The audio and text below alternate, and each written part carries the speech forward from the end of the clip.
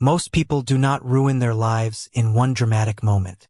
They ruin it quietly, not with a terrible decision that everyone can see, but with a private sentence they repeat every morning without noticing. Not today. Tomorrow will be better. When I have more time. When I feel more confident. When life finally gives me a clear sign. And the strange thing is, it does not feel dangerous while it is happening. It feels reasonable. Feels safe. Feels mature. You tell yourself you are being careful, but deep down, there is another feeling you keep trying to ignore. The feeling that 1 year from now you might still be in the same place. The same room. The same thoughts. The same promises. The same quiet frustration every night when nobody is watching. And maybe that is what scares you most. Not failure. Sameness. Because failure at least means something happened. Failure means you stepped into the arena and left with proof that you tried. But sameness is different. Sameness has no sound. It does not break the door down. It sits beside you while time passes and slowly convinces you that this is just who you are. But it is not. There is a version of you waiting on the other side of one decision. Not a perfect decision. Not a heroic decision. Just the first honest one. And before this video ends, you may realize something uncomfortable. The life you want is not waiting for your permission. Number 1. Start before you feel ready.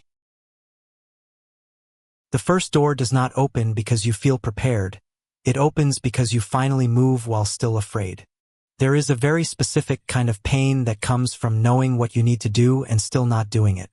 You can feel it when you wake up and immediately reach for your phone. Not because you want to, but because it gives you a few more minutes before you have to face yourself.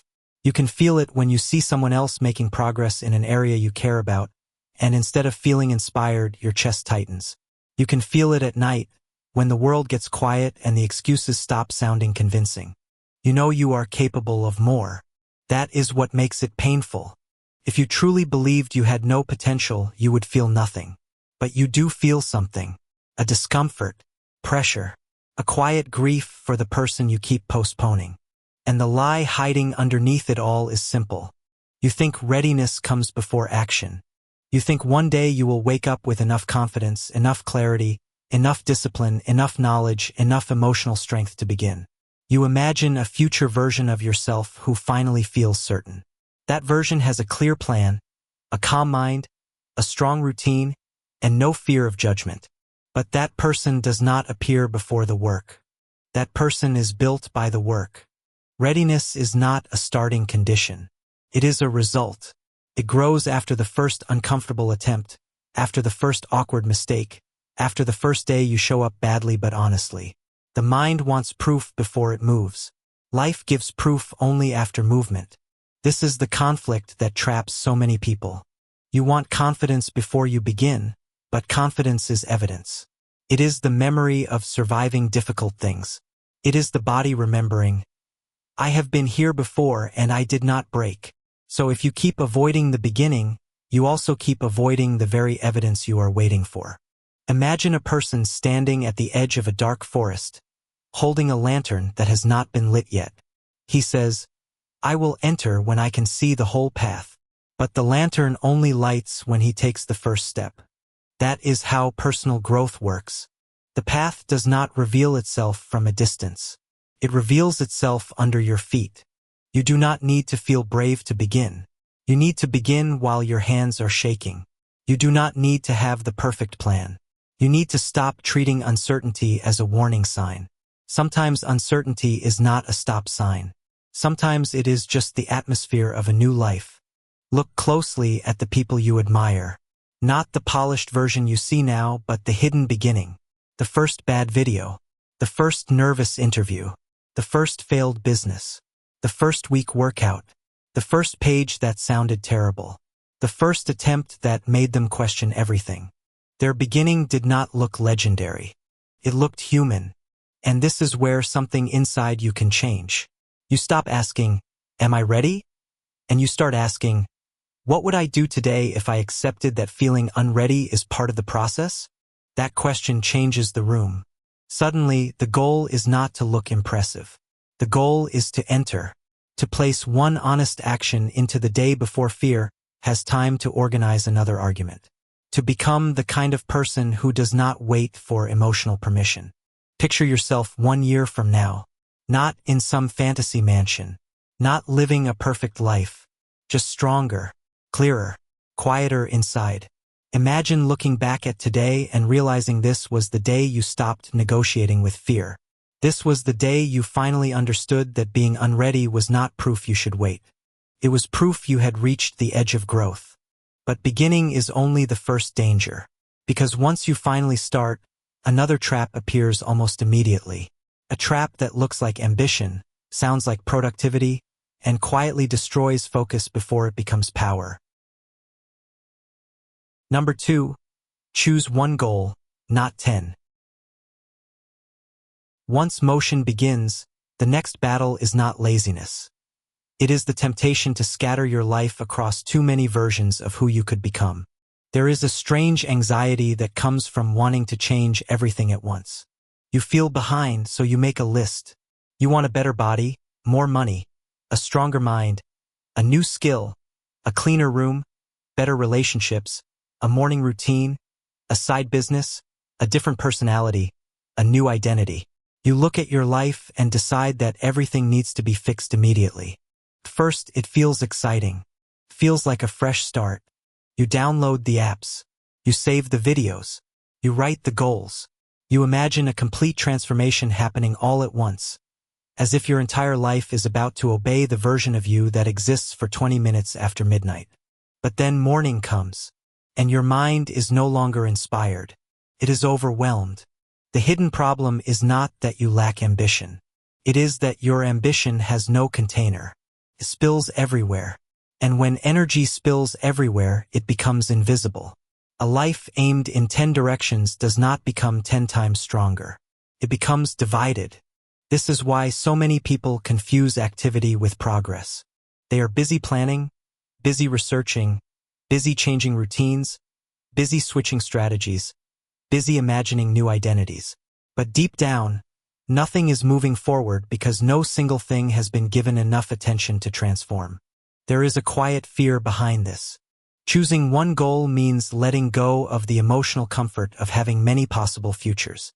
As long as you have 10 goals, you can hide inside possibility. You can say, I have so much potential. But the moment you choose one, potential becomes responsibility. Now there is something to measure. Now there is somewhere to fail. And that is why focus feels threatening. It removes the fog. It asks you to stop being in love with the idea of becoming and start committing to the reality of becoming. Imagine sunlight spread across an open field. It warms everything, but it burns nothing. Now imagine that same sunlight concentrated through a lens. Suddenly it has force. Suddenly it can ignite. Your attention works the same way. Scattered attention comforts the ego because it feels rich with options. Focused attention confronts the ego because it demands proof. That is why choosing one goal can feel strangely painful. You are not just selecting a direction. You are admitting that progress requires sacrifice.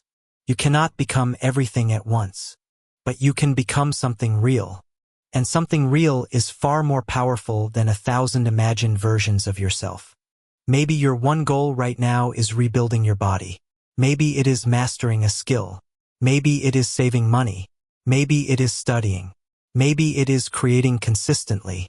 Maybe it is simply becoming disciplined enough to keep promises to yourself. The goal matters. But what matters more is that you stop changing the target every time the work becomes boring. Because boredom is often the doorway to mastery. The moment the excitement fades is the moment your identity begins to form. Anyone can chase a new dream while it feels fresh. But the person you become is shaped by what you continue to do after the emotional fireworks disappear. Think of a ship at sea. A ship that changes direction every hour may appear busy. The crew may be active. The sails may move. The captain may look determined. But after 1 year, the ship is still surrounded by the same water.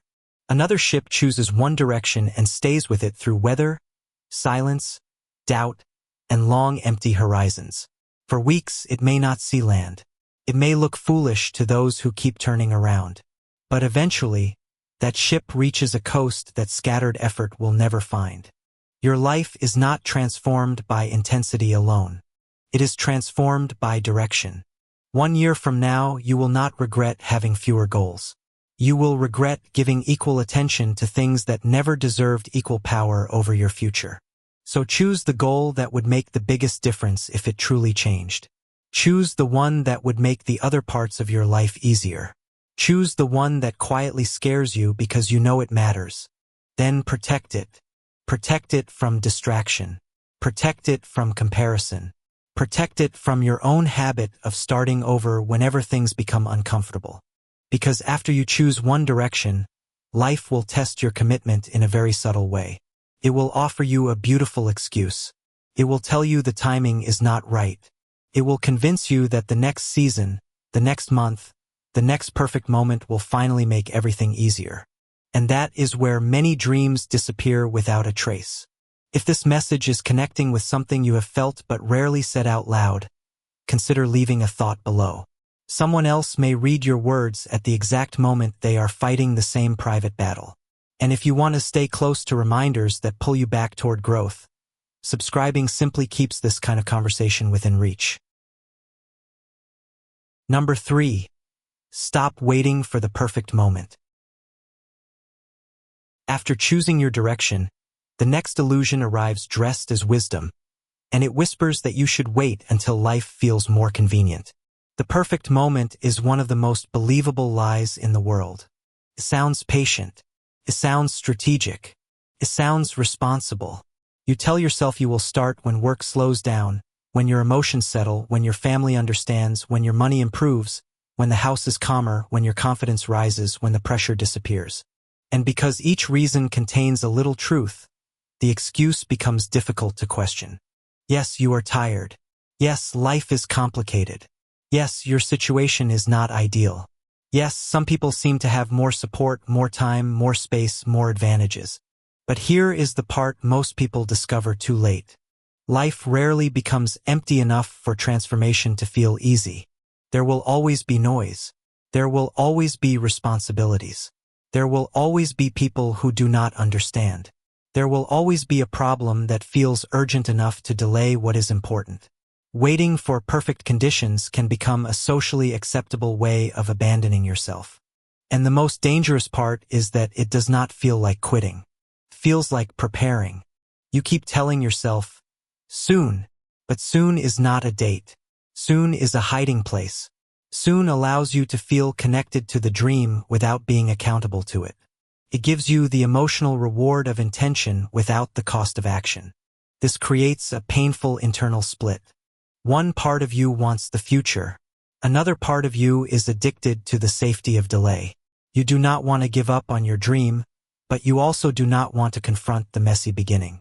So you place your dream in the future, where it cannot challenge you today. And that future becomes a museum. A place where you store all the versions of yourself you never allowed to live.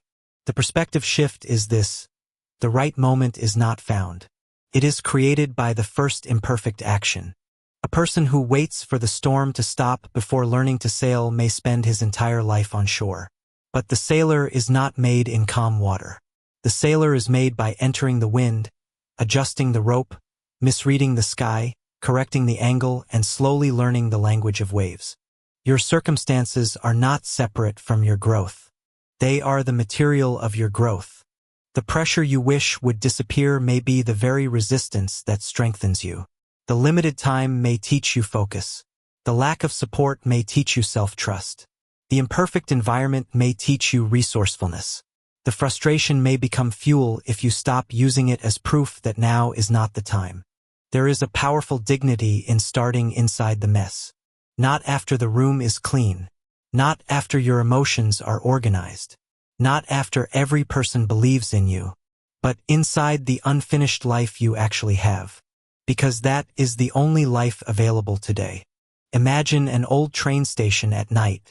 A person sits on a bench holding a ticket, watching trains arrive and leave. Every time a train stops, they say, "Not this one. The next one will be better." Hours pass. Years pass. The station changes. Their face grows older. The ticket begins to fade. And then one day, they realize the tragedy was not that the perfect train never came. The tragedy was that every train was a chance to begin. This is how regret forms. Not from one obvious refusal, but from thousands of tiny delays that looked reasonable at the time. That is why today matters. Not because today is perfect, but because today is real. Today is the only place where your future can be touched. Tomorrow is still imaginary. Next month is still a story. 1 year from now is being shaped by what you repeat when nobody is forcing you. So stop asking whether the conditions are ideal. Ask whether your future deserves to keep waiting. Ask whether the version of you who wakes up 1 year from now will be grateful for another delay, or quietly heartbroken that you protected your comfort more than your potential.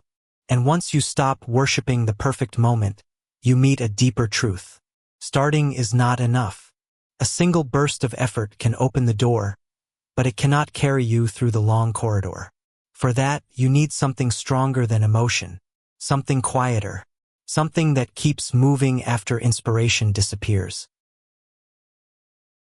Number 4, build a system, not motivation. This is where progress either becomes a passing mood or turns into a structure strong enough to hold the person you are becoming. Motivation is beautiful when it visits. Can make the future feel close. Can make your chest feel full. It can make you believe, for a moment, that you are finally ready to become disciplined, focused, and unstoppable. You watch a video, hear a powerful sentence, imagine a better version of yourself, and suddenly the day feels alive with possibility. But motivation has one flaw. It leaves. And when it leaves, many people think something is wrong with them. They wake up and the fire is gone. The plan still exists, but it feels heavier. The goal still matters, but it no longer glows. The same action that felt inspiring yesterday now feels annoying, inconvenient, and ordinary. So they wait for the feeling to return. This is the hidden dependency. A person who depends on motivation gives control of their future to a feeling they cannot command. They become loyal only when inspired. They become disciplined only when emotionally rewarded. They begin to confuse intensity with commitment. But true change is rarely dramatic from the inside. It is often quiet, repetitive, almost invisible. A system is the bridge between the person you are on your worst day and the person you want to become. It does not ask whether you feel powerful. It simply reduces the distance between intention and action. If motivation is a spark, a system is the fireplace. Without structure, the spark dies in open air. With structure, even a small flame can warm an entire room. This is where many people misunderstand discipline. They imagine discipline as a harsh inner voice that forces them to suffer. But real discipline is often an act of compassion. It is designing your environment so your better choice becomes easier to repeat. It is making the future less dependent on your mood. A system might mean placing your phone across the room before sleep. It might mean writing at the same time every morning. It might mean preparing your workout clothes at night. It might mean setting a non-negotiable hour for deep work. It might mean making your goal so visible that forgetting becomes difficult. Small structures protect big dreams. The internal conflict comes when your old identity resists the system. Part of you wants freedom, but what you call freedom may actually be chaos. You want to do things when you feel like it, but when I feel like it has not built the life you want. It has built the life you are trying to escape. This is not about becoming robotic. It is about becoming reliable. There is a quiet self-respect that forms when you no longer need a perfect emotional state to keep a promise. You begin to trust yourself again. Not because every day is easy, but because your actions no longer disappear whenever your feelings change. Imagine a lighthouse on a dark coast. It does not shine because the sea is calm. It does not wait for admiration. It does not negotiate with the storm. Night after night it turns, steady, repetitive, unemotional. And because of that steadiness, ships survive waters they could not navigate alone. Your system becomes that lighthouse. On days when your mind is foggy, it tells you what to do. On days when doubt rises, It keeps the path visible. On days when you feel like becoming the old version of yourself again, it places one small act between you and surrender. This is when momentum begins. Not the loud kind. Not the kind that looks impressive from the outside. The deeper kind. The kind that grows in silence and starts changing how you see yourself. You stop being the person who needs to feel ready, motivated, and emotionally certain. You become the person who has a rhythm, pattern, a structure, a quiet agreement with the future. And 1 year from now, this is what will matter most. Not how inspired you felt today, but whether you built conditions that made progress repeatable. Because identity does not change through occasional intensity. It changes through repeated evidence. Every time you follow the system, you cast a vote for a new self. At first, the votes seem small, almost meaningless. But something is happening beneath the surface. A new pattern is gathering proof. A new person is being built in private. And this leads to the next truth, the one most people underestimate because it looks too small to be life-changing. But hidden inside smallness is a force that can quietly separate two lives over the course of a year. Number 5. Improve by just 1% every day. Once the system is in place, the next transformation happens almost invisibly, because the future is usually changed by actions too small to impress the present. Most people disrespect small progress because it does not give them the emotional reward of a dramatic breakthrough. They want a visible change, a before and after moment, a sudden transformation that proves the effort is working. They want to wake up after a few days and feel different, look different, think different, live different. And when that does not happen, they begin to question the process. This is where many people stop. Not because the work failed, but because the results were too quiet. You study for 1 hour and nothing seems different. You exercise for 1 day and your body looks the same. You write 1 page and no one applauds. You save a little money and still feel behind. You choose discipline once, and your life does not immediately transform. So the mind whispers, "What is the point?" But that question reveals the hidden problem. You are measuring too early. You are digging up the seed every morning to see whether it has become a tree. Growth often begins underground. The first changes are not visible because they are structural. Your attention becomes sharper. Your tolerance becomes stronger. Your self-image begins to adjust. Your standards rise. Your excuses become easier to detect. Your nervous system learns that effort will not destroy you. These are not small things. They are the foundation of everything. The internal conflict is that part of you wants proof before patience. You want the result to validate the effort immediately. But meaningful growth works on a delay. It tests whether you are willing to keep going when the reward has not arrived yet. This is why 1% matters. Not because it sounds impressive, but because it changes the relationship between progress and pressure. You stop demanding a revolution every morning. You stop trying to become unrecognizable by Friday. You stop turning self-improvement into another arena where you punish yourself for not being enough. Instead, you ask a quieter question. What is one small improvement I can make today that my future self would thank me for? That question has power because it is difficult to hide from. It removes the drama. It removes the fantasy. It removes the excuse that change must be huge to be meaningful. A person building a cathedral does not place 1 stone and expect a skyline to change. The stone looks ordinary. The labor looks repetitive. The day looks unimpressive. But years later, people stand beneath the arches and call it magnificent, forgetting that magnificence was once just someone placing stone after stone when nothing looked complete. Your life is built the same way. One choice does not look like destiny until it repeats. 1 page does not look like a book. 1 workout does not look like strength. 1 uncomfortable conversation does not look like confidence. 1 focused hour does not look like mastery. But when those actions collect, they become something heavier than intention. They become evidence. And evidence is what reshapes identity. Imagine 2 versions of yourself beginning today. 1 improves just slightly. Nothing dramatic. 1 better decision. 1 honest effort. 1% more focus. 1% more courage. The other version waits. Not forever. Just for today. Just for the right mood. Just until things feel easier. After one day, the difference is almost nothing. After 1 week, it is still easy to ignore. After 1 month, something subtle begins to appear. After 1 year, they are no longer standing in the same life. This is the quiet violence of time. It magnifies what you repeat.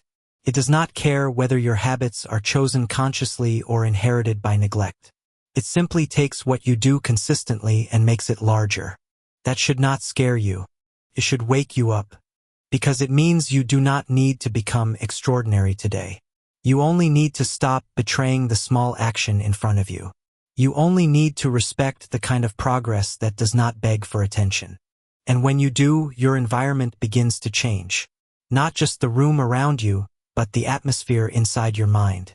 You start noticing what feeds the new version of you and what keeps the old version alive. This is where the next shift becomes unavoidable. Because if you keep consuming more than you create, your life will remain full of other people's movement while your own potential waits in silence. Number 6. Replace consumption with creation. After small progress teaches you patience, the next question becomes impossible to avoid. Are you building your life, or only watching other people build theirs? There is a particular kind of emptiness that comes after hours of consuming. At first, it feels harmless.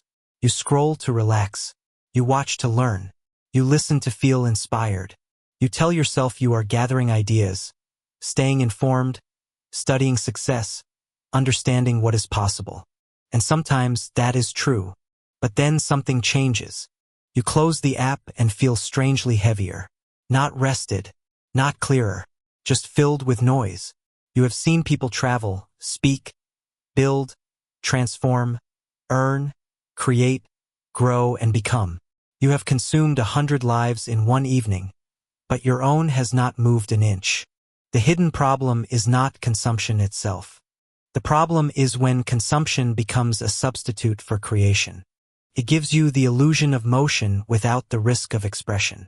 It allows you to stand near greatness without entering the difficult process of making anything yourself. You can watch discipline, analyze discipline, admire discipline, and still avoid the vulnerability of practicing it. Creation is different. Creation exposes you. When you create, you leave evidence. You write the page, record the video, build the product, send the message, train the body, solve the problem, share the idea, practice the skill. You turn invisible intention into something the world, or at least your own eyes, can confront. That is why creation feels more frightening than consumption. Consumption asks nothing from your identity. Creation asks who you are willing to become in public or in private, without guarantees. The internal conflict is subtle. You may say you want to create, but another part of you wants to remain a spectator because spectators cannot be judged the same way players can. A spectator can criticize, compare, and imagine. A creator must risk imperfection. And that risk is where identity transforms. The moment you create, you are no longer only someone who dreams of a different life. You become a participant in your own future. Think of a person sitting in a dark theater, watching a film about someone who escapes a life that feels too small. The story is beautiful. The music rises. The hero suffers, learns, changes, and finally walks into the light. The person in the audience cries because something in the story feels familiar. But then the credits roll. The lights come on. And the person is still sitting in the same seat. That is the danger of endless inspiration. It can make you feel transformed without requiring transformation. It can produce emotion so powerful that you mistake it for action. But your life is not changed by what moves you. It is changed by what you move. Replacing consumption with creation does not mean you stop learning. It means learning must have an outlet. Every idea you consume should eventually become a decision, a practice, a project, a conversation, a paragraph, a skill, a body of work, a visible change. Otherwise, your mind becomes a storage room filled with unused tools. Imagine a carpenter who spends his life collecting hammers, saws, blueprints, and books about wood, but never builds a chair. People might think he is serious because he owns the tools. He might even think so himself. But the truth is revealed not by what he collects, but by what he constructs. The same is true for you. The world does not need the version of you who saves every useful idea and does nothing with it. It needs the version who turns one idea into a lived reality. And 1 year from now, creation is what you will be able to count. Not perfectly, not always publicly, but honestly. You will be able to look back and see pages written, workouts completed, skills practiced, problems solved, conversations started, work produced, courage made visible. This creates a new kind of self-respect. Not the fragile confidence that comes from being praised, but the grounded confidence that comes from seeing your own hands shape something real. You begin to understand that your life is not a feed to scroll through. It is a field to cultivate. And once you begin creating, you meet the final gate. Because creation will not always feel inspiring. Growth will not always feel clean. The new version of you will require something the old version avoided for years. A friendship with discomfort. Number 7. Become friends with discomfort. This final shift brings every lesson together, because the life you want is protected by feelings you have spent years trying not to feel. Discomfort is the price of entry. Not punishment, not proof that something is wrong, not a sign that you should turn back, just the sensation of your old limits being asked to stretch. But most people treat discomfort like danger. The moment they feel bored, they escape. The moment they feel uncertain, they pause. The moment they feel judged, they shrink. The moment they feel tired, they negotiate. The moment they feel lonely, they reach for distraction. The moment effort becomes emotionally inconvenient, they interpret it as a reason to stop. This is why a person can want growth deeply and still remain trapped. They do not lack desire. They lack a new relationship with discomfort. The hidden problem is that comfort has been marketed as the goal of life. A comfortable routine, a comfortable identity, a comfortable explanation for why things are the way they are. But comfort, when it becomes your highest value, quietly turns into a cage with soft walls. It does not wound you. It weakens you. The internal conflict becomes intense here because discomfort attacks the story you have about yourself.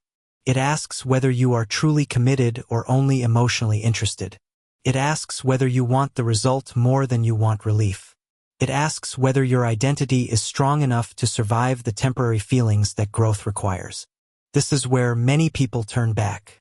Not at the beginning, not when the dream is exciting, but at the exact moment the dream starts asking for a cost. And yet, every meaningful transformation has this moment. The athlete meets burning muscles. The writer meets the blank page. The entrepreneur meets rejection. The student meets confusion. The speaker meets trembling hands. The person healing from old patterns meets silence where distraction used to be. At first, discomfort feels like an enemy. Then, slowly, it becomes a signal. It begins to mean you are in the territory where change happens. Imagine a blacksmith shaping iron. The metal does not become a sword in a cool room. It enters fire. It is struck again and again. From the outside, the process looks violent. But the purpose is not destruction. The purpose is form. You are not being ruined by discomfort. You are being shaped by it. But only if you stay long enough. This is the transformation of personal power. You stop building a life around avoiding difficult feelings. You stop needing every action to feel good before you respect it. You stop seeing anxiety, boredom, effort, and uncertainty as walls. You start seeing them as doors. There is freedom in this, a kind of freedom most people never experience. Because the person who can tolerate discomfort cannot be controlled by every passing mood. They are not easily manipulated by fear, laziness, embarrassment, or impatience. They can choose what matters over what is easy. That is personal power. Not never feeling resistance, but no longer worshiping it. Picture yourself 1 year from now if you begin this friendship today. You still have problems. You still have difficult days. You still feel fear sometimes. But fear no longer gets the final vote. Discomfort no longer automatically sends you back to old habits. You have become someone who can stand in the fire without forgetting why you entered it. That version of you is not built by comfort. That version is built every time you stay with the task a little longer. Every time you choose the harder truth. Every time you create instead of consume. Every time you improve quietly. Every time you follow the system. Every time you stop waiting. Every time you begin before readiness arrives. And now the real question is not whether you understand this. You probably do. The real question is whether you will let this become another idea you consumed, or the moment you finally cross the line. Because 1 year will pass either way. It will pass if you begin. It will pass if you wait. It will pass while you feel ready. Unready, motivated, tired, confident, uncertain, inspired, afraid. Time will not stop to ask whether you used it well. It will simply collect your repeated choices and return them to you as a life. That is why today matters so much. Not because today has magic in it, but because today is where the pattern can change. You do not need to fix your entire life before sunrise. You do not need 10 goals. You do not need perfect conditions. You do not need to feel motivated every hour. You do not need a dramatic transformation that impresses everyone watching. You need one honest beginning. One goal protected from distraction. One imperfect action taken before the perfect moment arrives. One system that carries you when your feelings disappear. 1% more courage than yesterday. One act of creation that proves you are no longer only watching life happen. One moment of discomfort that you choose not to escape. And if you repeat that long enough, the future will begin to recognize you. The regret you fear is not inevitable. It is a warning. It is the mind showing you the cost of delay before the cost becomes permanent. And if you listen now, regret can become guidance instead of punishment. So when you look back 1 year from today, let it not be with the ache of another promise abandoned.